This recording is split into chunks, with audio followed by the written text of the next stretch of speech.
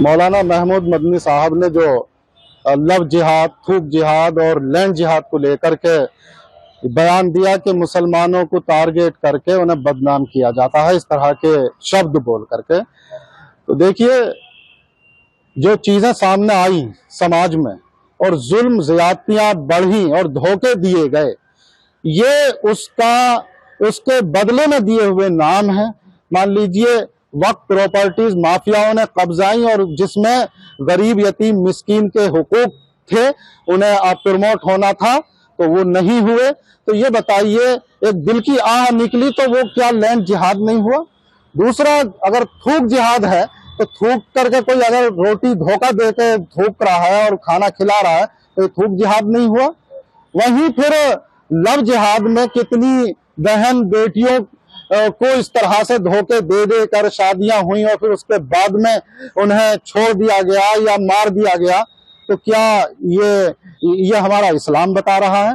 तो ये जो नाम दिए गए हैं, इस्लाम के नाम ले करके और शनाख्त लगा करके एक समाज को, एक गरीब और कमजोर को धोखा देने का जो काम किया, उसके बदले में मिला हुए ये नाम है। तो समझ तो ये थी और अच्छा काम ये था कि हमें अपने कैरेक्टर को ठीक करने की और इस्लाह करने की जरूरत है और इंसाफ कायम करने की जरूरत है। तो मैं तो यही कहूंगा कि देखिए, विनाश काले विपरीत बुद्धि, लेकिन समझ अगर जल्दी आ जाए, अपने अंदर सुधार कर ले कोई भी इंसान, तो फिर वो स्थापित रह सकता है। लेकिन उसका अगर नहीं, उसकी समझ सही नहीं हुई तो विनाश तो फिर होता ही है उसका।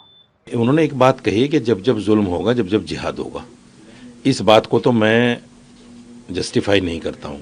इस बात को तो मैं इसलिए कहता हूँ कि देखिए, ये बात सही है बिल्कुल कि कुरान ये कहता है कि जिहाद जुल्म के खिलाफ होने को, खड़ा होने को कहते हैं, कि जहाँ जुल्म हो आप उसके खिलाफ खड़े हो जाओ, तो इसी का नाम जिहाद है।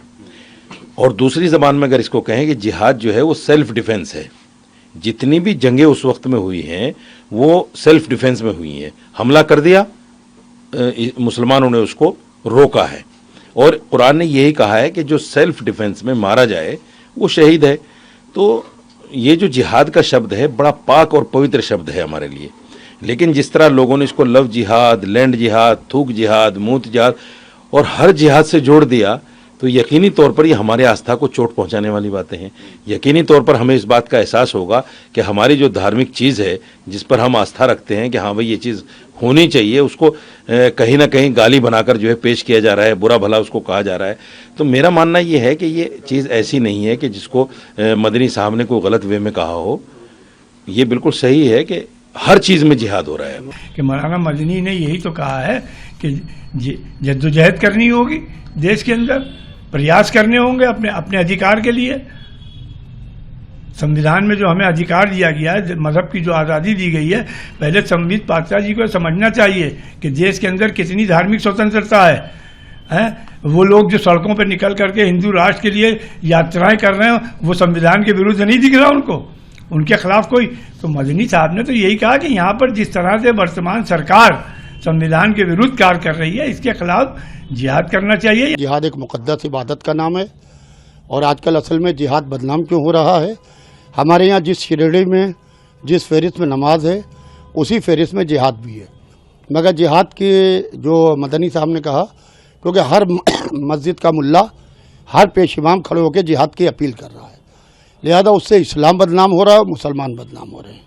लिहाजा जिहाद एक खालिस इबादत है, जिसे हिंदू धर्म में धर्म युद्ध कहते हैं, उसी को इस्लाम में जिहाद कहा जाता है। जिहाद में ज़िंदगियां बचाई जाती है, ज़िंदगियां ली नहीं जाती।